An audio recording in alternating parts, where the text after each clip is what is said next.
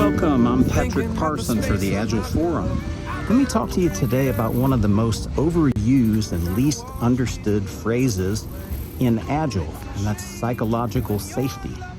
You see it all over the posters, team charters, you see it on slide decks, you hear it at meetings. We value openness, no blame culture, it's safe to fail. But slogans don't create trust. What matters is what actually happens when someone speaks up, challenges leadership, or admits they made a mistake. That few seconds after somebody speaks up and takes a personal risk is really key. That's the zone that psychological safety is either going to be reinforced or it's going to be blown. So what is psychological safety? Well, it's the shared belief that you can take a risk in front of your peers without being embarrassed, punished, or even ignored. It's the foundation for learning and innovation on an Agile team. You know, it's so important on an Agile team because we depend on frequent feedback and rapid adaptation. We try it, we present it, we get feedback, we make it better. So safety isn't optional. Without psychological safety, teams fake agreement, they hide problems, and they quietly deliver very mediocre work. Amy Edmondson, who coined the term, described it as permission for candor. And that's important because it's not just about comfort, it's about courage. And safety doesn't mean being nice all the time. It means creating a space for truth, even when it's uncomfortable. What is the leader's role in psychological safety? So leaders and Scrum Masters set the tone. And by leaders, I mean POs, I mean product managers, product directors, transformation leads, managers of the folks on the team. They all help with this. You don't create safety by just declaring it. You have to demonstrate it.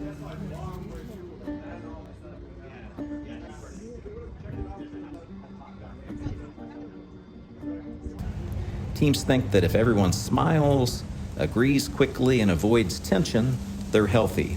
But more often, that's what Edmondson calls false harmony.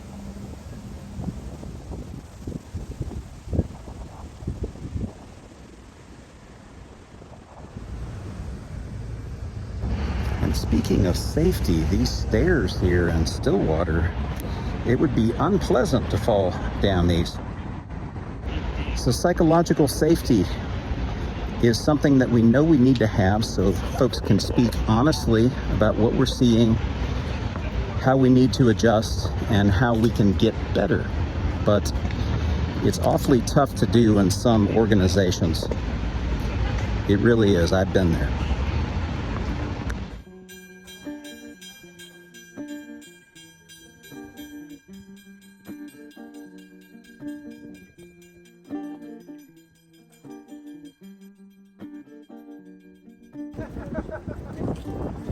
Let me give you a scenario to think about. The team just finished a sprint that went sideways. Several stories carried over. The testing was rushed. During the retro, the Scrum Master asks, "What went wrong?" Silence.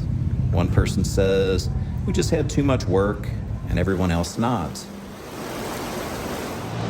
One thing that might have happened as I wait out this rain, The PO added a story right before the sprint started and folks didn't get a chance to review it thoroughly and ask their questions, or a story was added after the sprint started and maybe there was a conversation, but no one really felt safe enough to challenge whether we could really add that story and finish everything else we committed to in the sprint.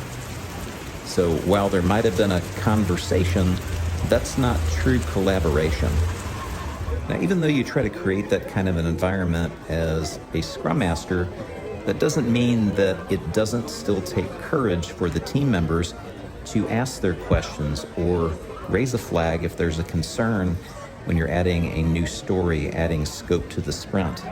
Now contrast that with another team who, in the retrospective, one of the developers says, I don't think these stories are tight enough. The acceptance criteria are a little ambiguous, or there are things missing that later in the sprint we hear that's a requirement, or we're not sure, and everyone's puzzled when they look at the story.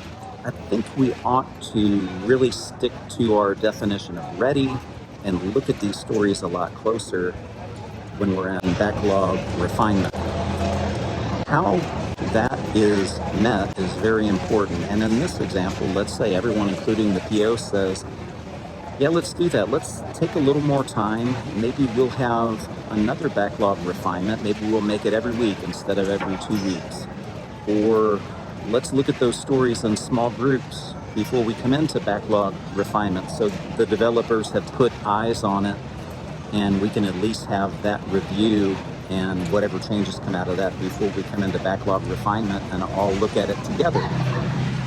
That's a team that can speak up, that can talk about tough issues, and where it's safe to do that.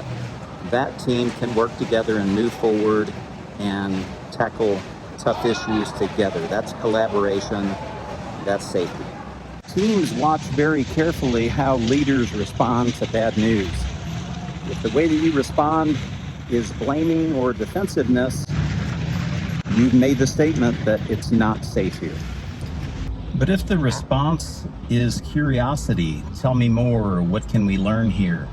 Then the team starts to trust, and over time that becomes real agility. The message is that we reward folks who bring up things that are tough to talk about, things that matter but are tough to talk about. And it creates, not all at once, but a little bit at a time, it creates that psychological safety that we're looking for. But we have to model that as leaders. Now, earlier I talked about how psychological safety is the shared belief that you can take a risk in front of your peers. Once that grows outside of an Agile team and it becomes something that gets kind of filtered out into the organization, that psychological safety can be extended outside of the project team. And that's really powerful. So you want to help to enable that as a Scrum Master whenever you can. Psychological safety isn't about comfort, it's about truth. It's about creating a foundation where teams can experiment, challenge assumptions, and continuously improve. So here's a question for you and your team. When things go wrong, do people go silent or do they speak up? This is Patrick Parson with the Agile Forum. Happy Agile, and we'll see you on the next video. I've been thinking about the space on my